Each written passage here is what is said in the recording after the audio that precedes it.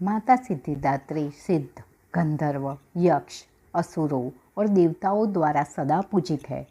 भक्तों को अष्ट प्रकार सिद्धि देनारी है। माँ की कृपा से रिद्धि सिद्धि प्राप्त होती है।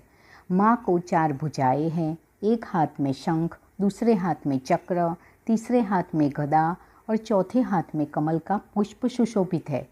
माँ की सवारी शेर पर होती है। माँ को हलवा, पूरी, चना, खीर का भोग धरता है। श्री कुंजिका स्तोत्र का पाठ करने से मनुष्य के जीवन में यश, कीर्ति, धन, वैभव और समृद्धि मिलती है।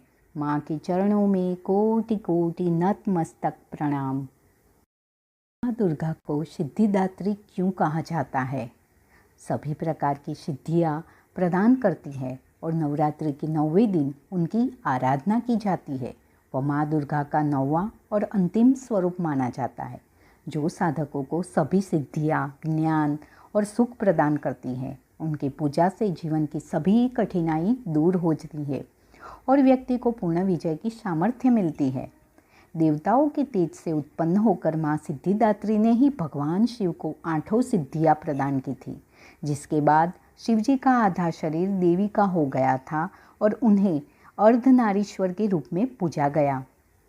वह जगत की संपूर्ण शक्तियों को अपने आप में समेटे हुए हैं और भक्तों को अलौकिक शक्तियों से युक्त करती है। माँ सिद्धिदात्री की उपासना से साधक को सभी प्रकार की सिद्धियाँ प्राप्त होती है और उनके लिए कुछ भी अगम्य नहीं रह जाता। नवरात्रि पर्व के 9वें दिन माँ सिद्धिदात्री की पूजा होती है, जो भक्तों को 9 दिनों की पूजा का पूर्ण पुण्य फल प्रदान करती है।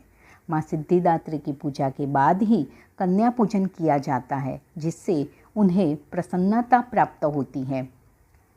माँ सिद्धिदात्री के आशीर्वाद से भक्तों को शारीरिक और मानसिक स्वास्थ्य के साथ साथ सिद्धियों की प्राप्त होती है, जिसमें शतावरी का सेवन भी एक महत्वपूर्ण है। जय माता जी।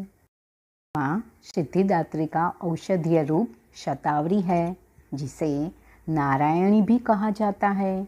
यह बुद्धि और बल को बढ़ाने वाली एक महाऔषधि है, जो रक्त विकारों और त्रिदोषों, वात, पित्त, कफ को शांत करती है और हृदय को बल देती है।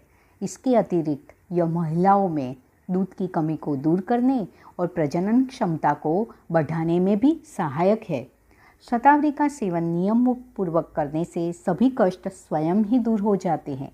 नवरात्रि के 9 दिन यह विशेष औषधि का सेवन करने से सब रोगों से मुक्त हो जाते हैं। अतः मनुष्य को इनकी